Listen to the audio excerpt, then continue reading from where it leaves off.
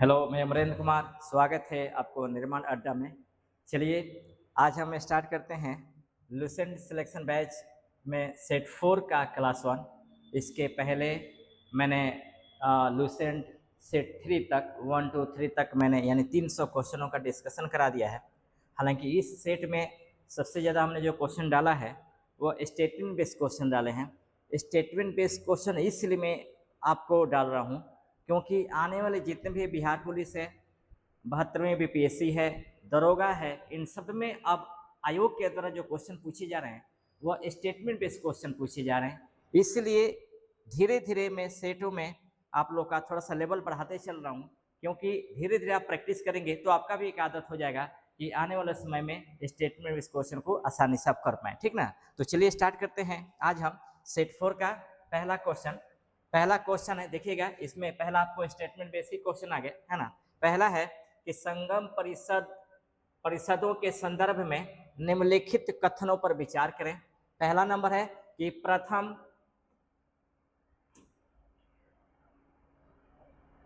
प्रथम जो है प्रथम संगम का आयोजन मदुरा में हुआ था। प्रथम संगम का आयोजन मदुरा में हुआ था। उसके बाद है आपका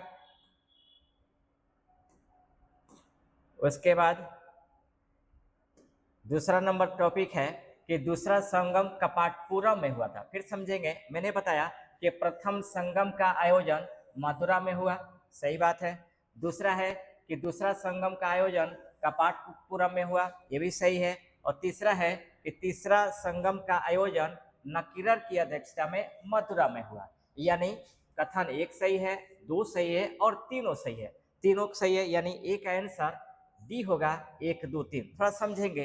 संगम परिषद यहाँ याद रखेंगे, पूछेगा कि संगम परिषद कितने हुए थे, तो 3 हुए थे। पहला मदुरा में, दूसरा कपाटपुरम में और तीसरा मदुरा में, ये याद रखेंगे, है ना। 3 संगम परिषद हुए थे। उसके बाद दूसरे नंबर क्वेश्चन है कि संगम साहित्य के महाकाव्यों के संबंध में सत्य कथन का पहचान करें। एक नंबर है शिल्पाधिकारम की रचना इलंगो आडिगल ने किया था, सही है। दूसरा है मणि मेखले की रचना शीतले सतलार ने किया था, ये भी सही है। जीवक चिंतामणि की रचना आपको भिक्षु तिरुत्तकोल्लवर ने आपने किया था, यानी तीनों सही है। यानी 1 2 3 तीनों सही है, यानी 2 का आंसर होगा 1 2 3, है ना।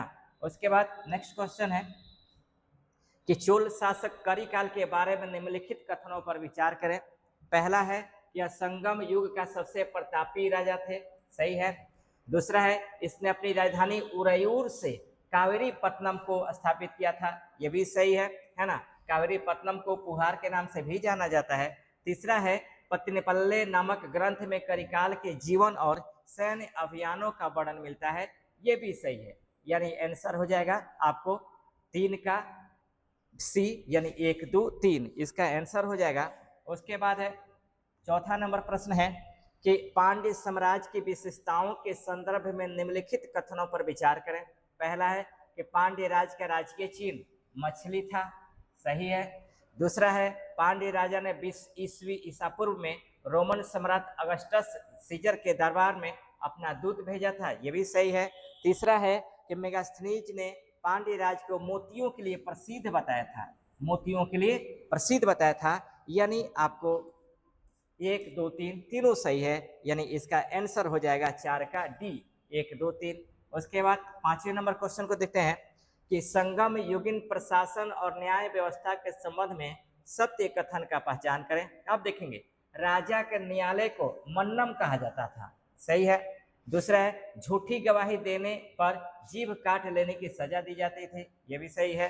तीसरा है सेना के सेनापति को एनाडी कहा जाता था, यानी 1 2 और 3 तीनों सही है, यानी आंसर हो जाएगा 5 का डी। उसके बाद हम आगे बढ़ते हैं 6ठा नंबर प्रश्न में कि संगम साहित्य में तोल्काप्पियम किस विषय से संबंधित है। याद रखेंगे, जो तोल्काप्पियम है ये आपको तमिल व्याकरण से संबंधित है, तमिल व्याकरण से संबंधित है। और याद रखेंगे तोल्काप्पियम की जो रचना किया था वह तोल्काप्पियर ने किया था, है ना। तोल्काप्पियर ने इसकी रचना की थी, है ना। तो ये ध्यान देना होगा। उसके बाद 7वां नंबर प्रश्न है कि चेर शासक सेनगुट्टवन ने समाज में किस धार्मिक संप्रदाय को प्रतिष्ठित किया था? तो याद रखेंगे पत्नी पूजा यानी कन्नगी पूजा को इन्होंने स्थापित किया था। और याद रखेंगे सेनगुट्टवन को लाल सेन के नाम से भी जाना जाता है ना, लाल सेन के नाम से भी जाना जाता है, ये याद रखेंगे। उसके बाद 8 नंबर प्रश्न है कि संगम युग में ईराई शब्द का प्रयोग किसके लिए किया गया है? याद रखेंगे ईराई शब्द का जो प्रयोग किया गया है लूट के धन पर लगने वाले कर, ये आपका 8 का सी नंबर ध्यान होगा। इसी तरह से याद रखेंगे ईराई से आपको एक जो सिमिलर शब्द है वो है आपका खुम्स। ये खुम्स मध्यकाल में यानी दिल्ली सल्तनत में युद्ध में लूटे हुए धन होते थे। तो संगम काल में ईराई और दिल्ली सल्तनत में खुम्स दोनों एक ही प्रकार के थे जो युद्ध में लूटे हुए धन से लिए जाते थे कर। उसके बाद है 9 नंबर है युद्ध भूमि में वीर गति को पाने वाले सैनिकों के सम्मान में पत्थर की मूर्ति बनवाए जाने की प्रथा को क्या कहा जाता था? याद रखेंगे नडुकल कहा जाता था, है ना, नडुकल कहा जाता था यानी बिरकल कहा जाता था, ये ध्यान देंगे। उसके बाद है आपका 10 नंबर किस अभिलेख में चोल पांडे एवं चेर का विवरण मिलता है? याद रखेंगे इसका आंसर हो जाएगा आपका अशोक का अभिलेख, है ना। याद रखेंगे अशोक के दूसरे अभिलेख में, अशोक के दूसरे अभिलेख में पड़ोसी राजाओं का उल्लेख मिलता है। इन पड़ोसी राजाओं में जो पहला है वो आपका चोल है, दूसरा आपका है चोल है, दूसरा नंबर चेर है। चेर को ही केरल पुत्र के नाम से भी जाना जाता है। तीसरा है आपको पांडे, पांडे। चौथा नंबर है आपका सत्यपुत्र, सत्यपुत्र को सत्यपुत्र के नाम से भी जाना जाता है। और 5वां नंबर में है आपको ताम्रपणी, ताम्रपणी के नाम से जाना जाता है। ताम्रपणी आज का ये श्रीलंका, है ना। तो याद रखेंगे अशोक के दूसरे अभिलेख में 5 पड़ोसी राज्यों का उल्लेख मिलता है, चोल, चेर, पांडे, सत्यपुत्र एवं ताम्रपणी। तो इसका आंसर हो जाएगा अशोक का अभिलेख। उसके बाद है 11 नंबर संगम साहित्य को अकम और पूरम, अकम एवं पूरम श्रेणियों में बांटा गया है। अकम का मुख्य विषय क्या है? इसका आंसर हो जाएगा प्रेम प्रसंग, यानी 11 का सी नंबर आंसर हो जाएगा। उसके बाद है 12 नंबर प्रश्न कलिंग नरेश खारवेल के किस शिलालेख में तमिल राज्यों का उल्लेख मिलता है? ये आपका हाथी गुफा का अभिलेख, है ना।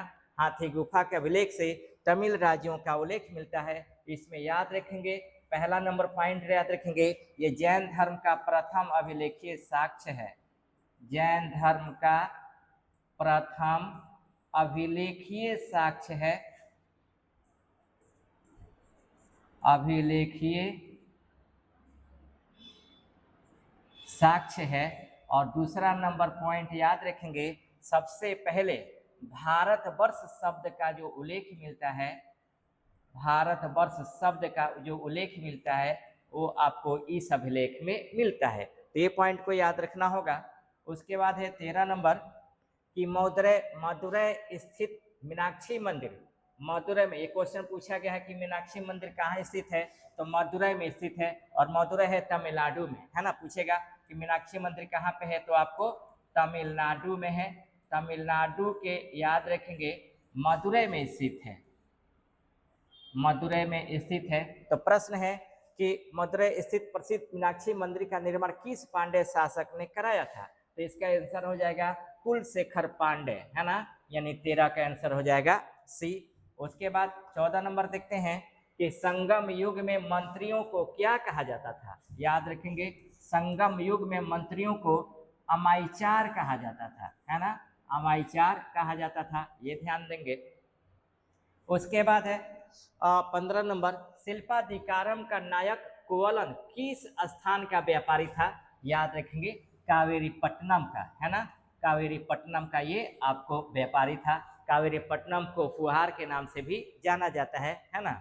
उसके बाद है आपका 16 नंबर, संगम काल में युद्ध में पराजित राजा द्वारा आमरण अनशन कर मृत्यु वरण करने की प्रथा क्या कहलाती थी? तो इसका याद रखेंगे, इसका जो आंसर होगा आपका विरक्कल, है ना, इसका आंसर हो जाएगा विरक्कल, यानी 16 नंबर का जो आंसर हो जाएगा आपका डी नंबर आंसर होगा।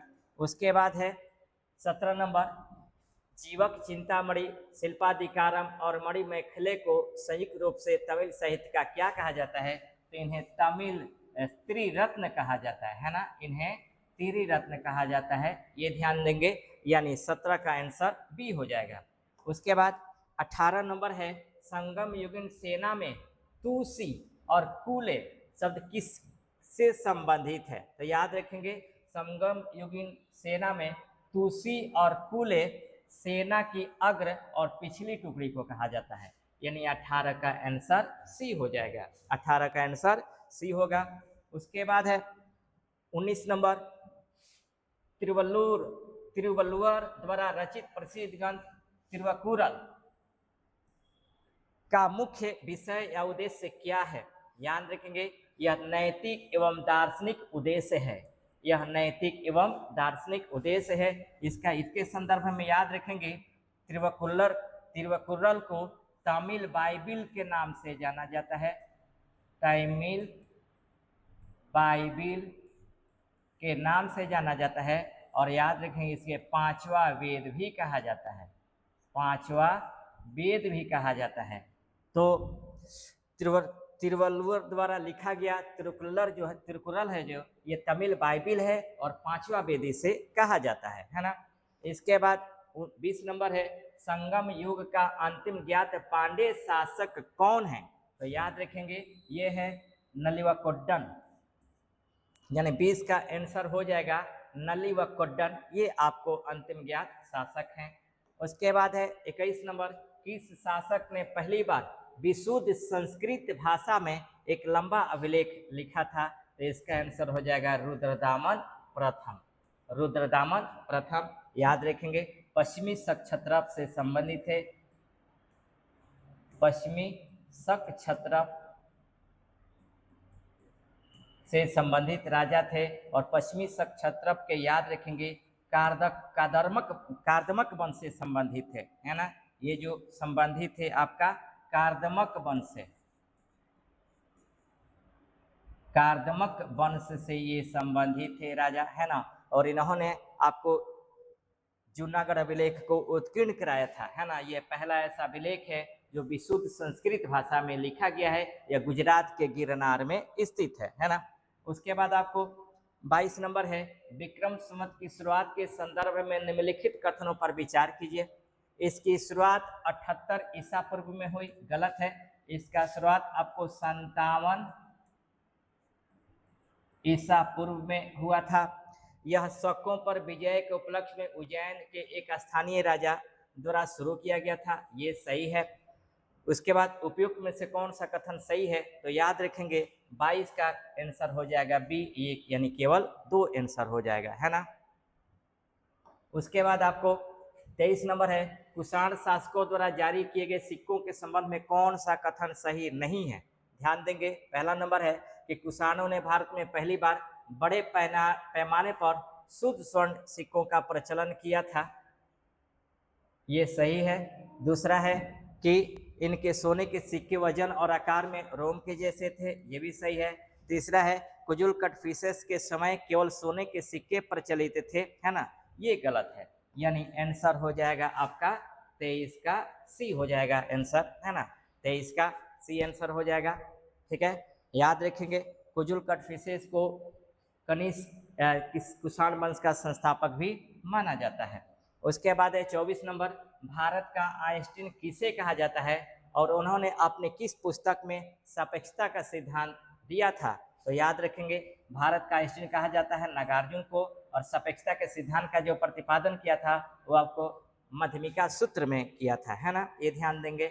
उसके बाद है आपका 25 नंबर है, संगम साहित्य में तिरुकुरल का क्या महत्व है? तो याद रखेंगे इसे तमिल भूमि की बाइबिल और पांचवा वेद कहा जाता है, यानी 25 का आंसर ए हो जाएगा। अभी मैंने पीछे और मैं डिस्कशन किया प्रश्न में कि इसे तमिल भूमि का बाइबिल कहा जाता है, तमिल भूमि का बाइबिल कहा जाता है और इसे 5वां वेद कहा जाता है, यानी 25 का आंसर ए हो जाएगा। उसके बाद है 26 नंबर, सूची 1 को सूची 2 से मिलाना है। मो ये प्रथम शक शासक थे। गोंडोफर्नीज ये सबसे प्रसिद्ध आपको परथियाई राजा थे।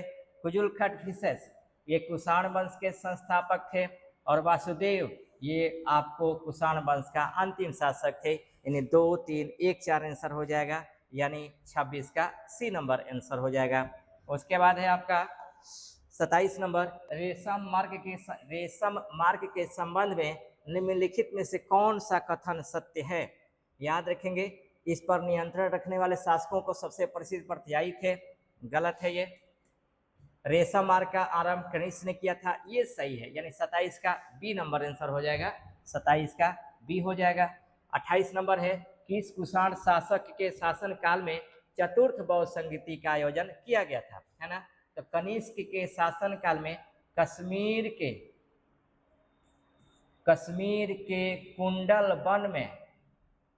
कुंडल वन में चतुर्थ बौद्ध संगीति का आयोजन किया गया था। चतुर्थ बौद्ध संगीति का आयोजन किया गया था और याद रखेंगे इसका जो अध्यक्ष बनाए गए थे, अध्यक्ष थे आपका वसुमित्र और उपाध्यक्ष थे अश्वघोष, है ना। अश्वघोष इसके उपाध्यक्ष थे, इतना याद रखना होगा। और चतुर्थ बौद्ध संगीति में ही बौद्ध धर्म का विभाजन 2 संप्रदायों में हो गया, हीनयान एवं महायान में हो गया, है ना, ये ध्यान देना होगा। उसके बाद है 29 नंबर, बुद्ध चरित्र जिसे बौद्धों का रामायण कहा जाता है कि रचनाकार कौन है। तो याद रखेंगे बुद्ध चरित्र की जो रचना किया था वो आपको चरक ने, ऐसे अश्वघोष ने किया था। याद रखेंगे अश्वघोष ने 4 ग्रंथों की रचना की थी। पहला नंबर बुद्ध चरित्र का रचना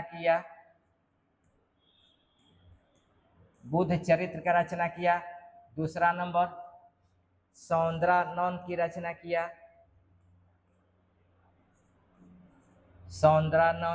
तीसरा नंबर आपको सारीपुत्र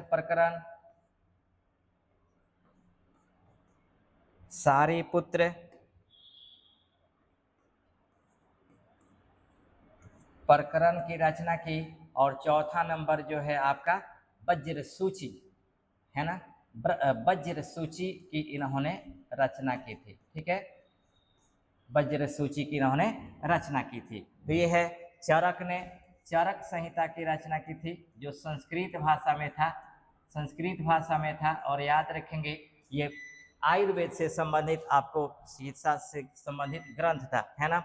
उसके बाद आपको नागार्जुन ने, जिसे भारत का आइंस्टीन कहा जाता है, ये माध्यमिका सूत्र की इन्होंने रचना की थी। आगे हम बात करते हैं 30 नंबर, भारत में शक राजा स्वयं को क्या कहते थे। तो याद रखेंगे अपने को शक क्षत्रप कहते थे, है ना। भारत में शकों का जो प्रसिद्ध राजा हुआ वो रुद्रदामन प्रथम हुआ, ये ध्यान देंगे। उसके बाद 31 नंबर प्रश्न है, ईसाई धर्म प्रचारक सेंट थॉमस किस शासक के शासनकाल में भारत आया था। ये हो जाएगा गोंडोफर्नीज, है ना, गोंडोफर्नीज। यहाँ ध्यान देंगे भारत के विदेशी आक्रमणकारियों में तीसरे नंबर पर जो आए थे वो आपको आए थे पार्थियन, और पार्थियन को ही भारतीय साहित्यों में पहलव के नाम से जाना जाता है। हालांकि भारत में पार्थियन साम्राज्य का जो स्थापना किए थे वह मिथ्रेडेटस प्रथम ने किया था, मिथ्रेडेटस प्रथम ने किया था, और मिथ्रेडेटस प्रथम का ही उत्तराधिकारी हुए गोंडोफर्नीज हुए, जिन्होंने तक्षशिला को अपना राजधानी बनाया। और इन्हीं के समय में ईसाई धर्म के प्रचार करने हेतु ईसाई के नेतृत्वकर्ता जो आए थे वो सेंट थॉमस आए थे, है ना, सेंट थॉमस आए थे, ये ध्यान देना होगा, है ना। आगे बढ़ते हैं, आपको 32 नंबर में कुषाणों की राजधानियों का सही युग कौन सा है।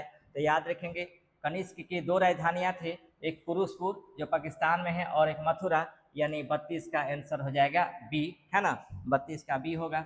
उसके बाद 33 नंबर है, सुदर्शन झील के जीर्णोद्वार के संबंध में सही कथन चुने। इसका निर्माण कनिष्क ने कराया था, गलत। यह झील पूरी तरह से सूख चुकी थी और इसे छोड़ दिया गया था, यह भी गलत। रुद्रदामन प्रथम ने इस अर्धशुष्क झील का जीर्णोद्धार किया जो मौर्यों द्वारा निर्मित थी, है ना। आंसर हो जाएगा आपका 33 का सी। अब समझेंगे सुदर्शन झील, यह गुजरात के सौराष्ट्र प्रांत के गिरनार पर्वत पर स्थित है। इस झील का सबसे पहले निर्माण कराया था चंद्रगुप्त मौर्य ने। इस झील की जो जानकारी मिलती है रुद्रदामन के जूनागढ़ अभिलेख से इसकी जानकारी मिलती है। हालांकि सुदर्शन झील के निर्माण में 4 शासकों की महत्वपूर्ण भूमिका थी, चंद्रगुप्त मौर्य, अशोक मौर्य, स्कंदगुप्त और रुद्रदामन प्रथम। तो इसका आंसर हो जाएगा सी। आगे बढ़ते हैं क्वेश्चन में। 34 नंबर क्वेश्चन है कि भारतीय इतिहास में शक संवत का प्रयोग किसके द्वारा किया गया। तो याद रखेंगे इसका जो प्रयोग किया गया भारत सरकार के द्वारा, है ना। शक संवत का जो प्रचलन किया था वह कनिष्क ने किया था। इसका जो प्रचलन किया था वह कनिष्क ने अपने राज्याभिषेक के उपलक्ष्य में किया था, राज्याभिषेक के उपलक्ष्य में किया था। और याद रखेंगे जो शक संवत को भारत सरकार ने स्वीकार किया वो 22 मार्च 1957 को राष्ट्रीय कैलेंडर के रूप में इसे स्वीकार किया गया है भारत सरकार के द्वारा। राष्ट्रीय कैलेंडर के रूप में इसे स्वीकार किया गया है। और याद रखेंगे शक संवत का जो पहला महीना होता है वह चैत्र होता है और अंतिम जो महीना होता है वह आपको फाल्गुन होता है ना। तो इतना ध्यान देना होगा।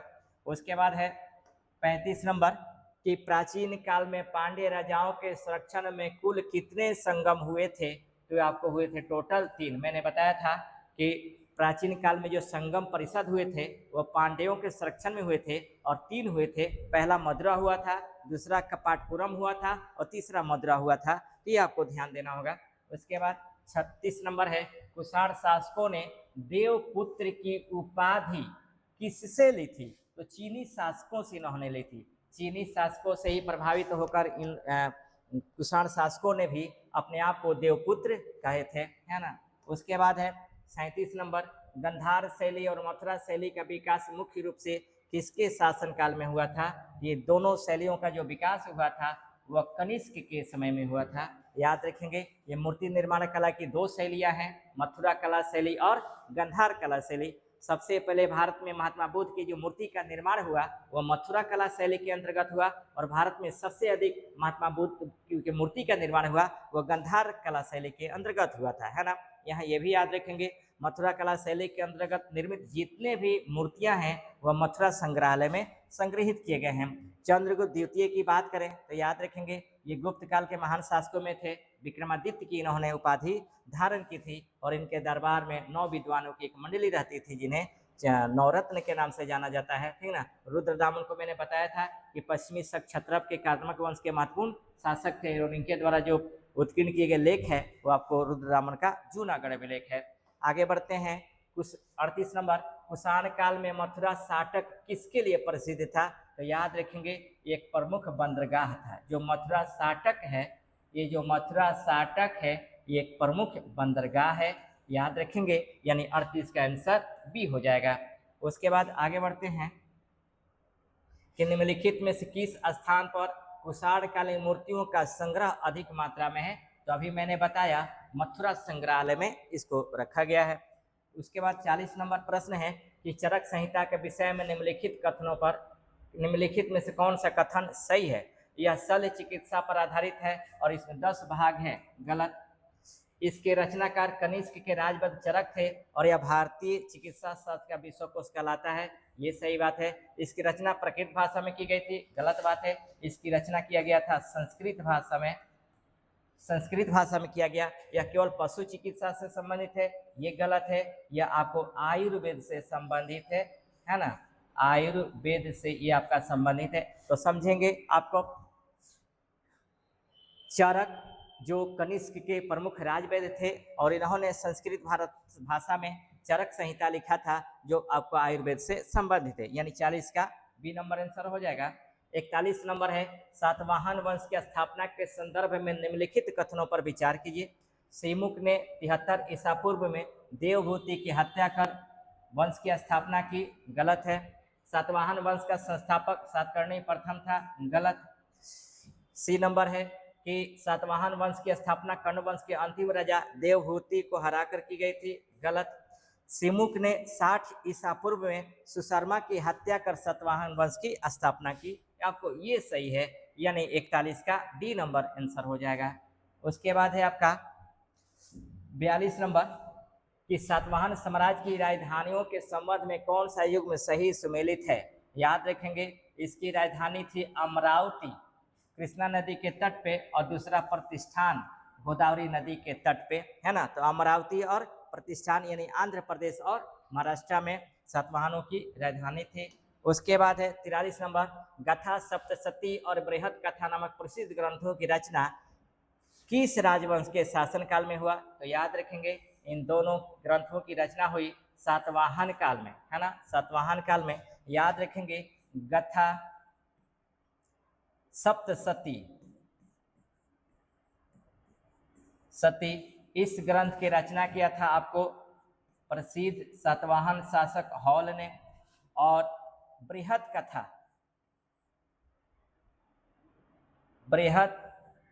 कथा का जो रचना किया था, इसकी रचना किया था गुणाध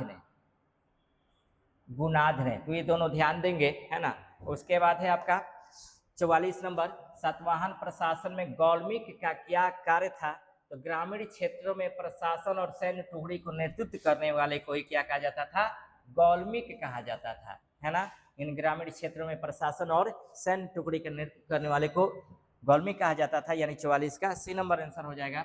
उसके बाद है आपका 45 नंबर, सातवाहन कालीन सिक्कों के संबंध में निम्नलिखित में से कौन सा कथन सही है। तो याद रखेंगे, डी नंबर आंसर हो जाएगा कि इन्होंने सर्वाधिक मात्रा में शीशे के सिक्के चलाए, जो रोम से मंगाया जाता था, है ना। उसके बाद 45 नंबर है कि ब्राह्मणों को भूमि अनुदान देने की प्रथा का प्रथम अभिलेखीय साक्ष्य किसमें मिलता है। तो याद रखेंगे, नाना घाट का अभिलेख में, है ना। नाना घाट के अभिलेख में ये नागनिका का अभिलेख है, नागनिका का ये अभिलेख है, और इसी में सबसे पहले ब्राह्मणों को भूमि दान देने की प्रथा का उल्लेख मिलता है। प्रश्न आपके सामने ये भी पूछा जाए कि भारत में सबसे पहले ब्राह्मणों को भूमि दान देने की प्रथा किस वंश में प्रारंभ हुआ, तो आपको सातवाहन वंश प्रारंभ हुआ, जिसकी जानकारी आपको नाना घाट अभिलेख से मिलता है। उसके बाद है आपका 47 नंबर, सातवाहन समाज के सामाजिक ढांचे के विषय में सत्य कथन को चुने। यह पूर्णतः मात्र सत्तात्मक था और सिंहासन का उत्तराधिकारी पुत्री होती थी, गलत। राजाओं के नाम माताओं पर होते थे, लेकिन राजकुल पुत्र सत्तात्मक होता था, यही सही है, यानी 47 का बी नंबर आंसर हो जाएगा। उसके बाद है 48 नंबर, कलिंग के चेदी राजवंश और राजा खारवेल की जानकारी का मुख्य स्रोत क्या है। तो हाथी गुफा अभिलेख है, यानी 48 का ए नंबर आंसर हो जाएगा। उसके बाद है आपका 49 नंबर, राजा खारवेल ने जैन भिक्षुओं के लिए गुफाओं का निर्माण कहाँ किया था। तो उदयगिरी एवं खंडगिरी में किया था, उदयगिरी एवं खंडगिरी में किया था, ये ध्यान देंगे। उसके बाद है आपका 50 नंबर, भारत पर विदेशी आक्रमणकारियों का सही कालक्रम सजाइए। तो याद रखेंगे, सही कालक्रम जो है वो आपका हो जाएगा हिंद, आपको हो जाएगा इंडो ग्रीक, सीथियन, पार्थियन और कुषाण, यानी हिंद, यूनानी, शक, पहलव एवं कुषाण, यानी बी नंबर आंसर हो जाएगा, ठीक ना। तो ये मैंने अभी आपको कराया लुसेंट 4 का क्लास 1। अभी तक मैंने 3 सेट यानी 300 क्वेश्चन करा दिए हैं। ये चौथा सेट का पहला क्लास था। डेली 50 क्वेश्चन में आपको डिस्कशन कराता हूँ। मैं उम्मीद करता हूँ ये क्लास आपको समझ में आ रहा होगा, और इसके अलावा अगर इसमें कुछ सुझाव भी देना हो तो प्लीज़ आप हमें ज़रूर सुझाव देंगे। मैं इतना गारंटी देकर करता हूँ, बार बार मैं बोलता हूँ कि प्लीज़ आप इन 92 सेट है लुसेंट का, इसको आप अच्छा से पढ़ लीजिए। मैं गारंटी देता हूँ कि दरोगा और बीपीएससी और बिहार पुलिस के लिए आपके लिए बहुत काफ़ी है ना। क्योंकि इस क्वेश्चन में आपको इजी टू मॉडरेट के रूप में बनवाया हूँ, यानी आसान भी मिलेंगे और टफ भी मिलेंगे। इसमें ज़्यादातर आपको स्टेटमेंट बेस्ड क्वेश्चन भी दिए गए हैं, है ना। ये ज़रूरी है आपको, है ना। अच्छा लगे तो क्लास को जरूर देखिए और अपने दोस्तों में भूलिए सब्सक्राइब करने के लिए, और हमें सुझाव दीजिए। तब तक के लिए बेस्ट ऑफ लक।